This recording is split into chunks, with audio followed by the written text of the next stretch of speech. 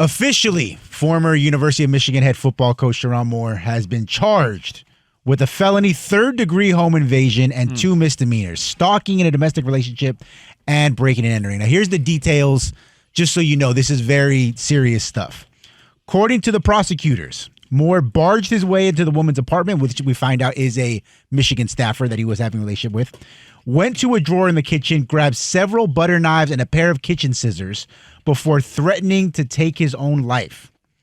According to the report, Moore had an intimate relationship with the woman he worked with for a number of years before she broke up with him on Monday. Now, according to multiple outlets, there had been rumors of a relationship between Moore and this staffer for a long time. The school investigated it, but because both parties denied any relationship, nothing ever came of it. Mm-hmm. Once she broke up with him, she came back with the receipts, and right? He, according to this report, had a flurry of calls and texts that she did not return. He started to get very aggressive with her. Then she went to the school and reported the relationship. Here's the details. This is what led to him ultimately being fired.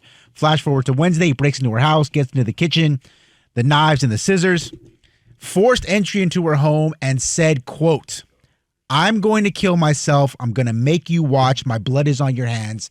You ruined my life."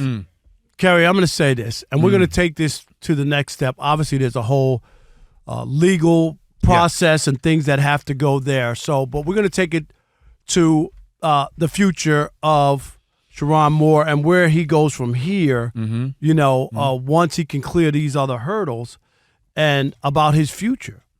Because he just said, my life is ruined, and other coaches have bounced back. Rob G., we've talked about this and names. Rick Pitino allegedly had sex with one of his assistant coach's wives. Mm-hmm. Bobby Petrino had his girlfriend on the back of a motorcycle that had an accident. That's how they found out about his thing. Yep. Ime Udoka, obviously, in Boston with an executive's wife or something, or someone who worked with the Celtics. Yep. Now, he bounced back. He had another job. He's in Houston or whatnot. Yep. And Bobby Petrino and all these other people got other jobs. Yep. And then we start to look at Sherrone Moore and say, will he be able to bounce back from this? And I will look in the camera and say, I do not believe he will be able to bounce back from this. I thought early on that there would be a chance that he could work at a smaller school, not a big blue blood. Right. And he got the Michigan job because it was written in to Jim Harbaugh's contract. This wasn't like he got it on his own and he was his own man. And I'm not knocking the 15 years he put in. Yeah. But that's how he got the job. Got grandfathered in. Yeah. Exactly. Yeah. And I think not the affair or the firing from Michigan, it's the felony and what followed.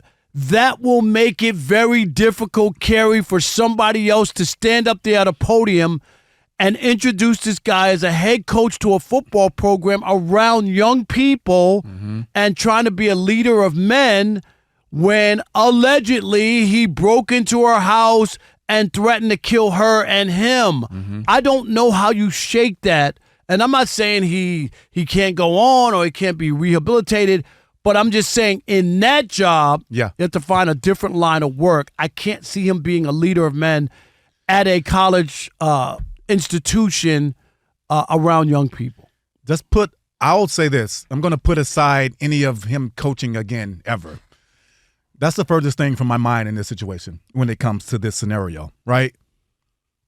Like humans, us as men, we put ourselves in these situations where we're not steady in who we are and steady in what we're trying to achieve as men. If you're steady in who you are and you're steady in what you're trying to achieve, things like this, slip-ups like this won't happen. Obviously, there's underbelly stuff going on. There's secret affairs. There's things that are happening in this situation, in this case, that it's none of our business. But when you do what you did in the follow-up, what you just said. I'll say one thing. Go ahead. I will push back. Go ahead. It is the university's business. No, I didn't say the university. I said our business. Yeah, but I'm saying that's why it's public, because they have to fire him. And what people don't understand, I hear this all the time from people. What two adults do is their own business. Blah, blah. No. Not in a work situation where someone is a superior and somebody's a subordinate. You, Kerry, if you're my boss, you now have control over my livelihood over, raises, promotions.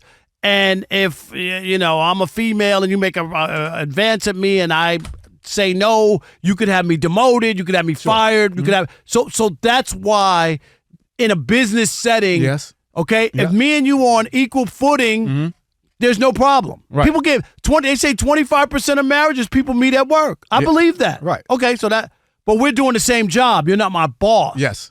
And that's all I'm saying. No, that's the only reason that's public. And that's fine. But I'm not speaking on that specific Okay. thing. So it's like, yeah, we're talking about work setting and hierarchy. That's a different thing. Obviously, we've seen in my business, right, in the entertainment world, like the hierarchy thing is a real thing, and like people have got yes, and they do the certain boss things. of CNN got Yes. fired. The Right. boss of NBC. They all had consensual relationship, but it was with a subordinate, and they still got fired. And that's the point. So like that happens, and I know that. I know Right. that's a real thing. I'm talking about this is a relationship that we just said, it was reported. It's been going on for a while. This isn't something like a fling. This isn't something that's a quote unquote affair either. It seems like people knew that this was going on. So I'm saying, like, for us, we didn't have to. We've seen that all the time. We see that, right? But the fact that he's taking it to the next level of now allegedly harassing this woman and showing up to her house and doing these extracurricular things to really heighten this situation even more. You talked about it. My former coach, Bobby Petrino, this happened to him. I've seen Right. it.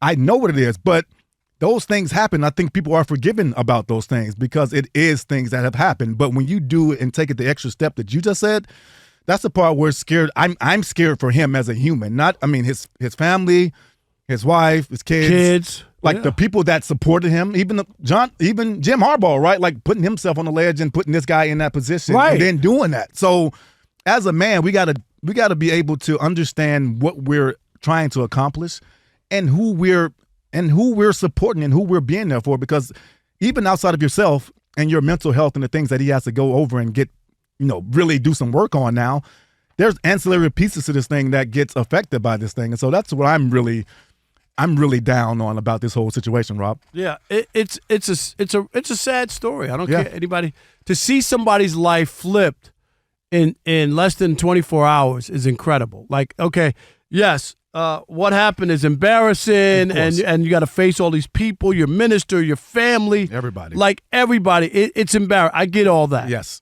But then to take it to the next level where you get the police involved, and now you get charged with a felony, and was it felony and 2 misdemeanors? Or right? Yeah. Like that's the scary part, because now you could do jail time. Yes. And you're not forget the head coaching job. Right. That's not happening.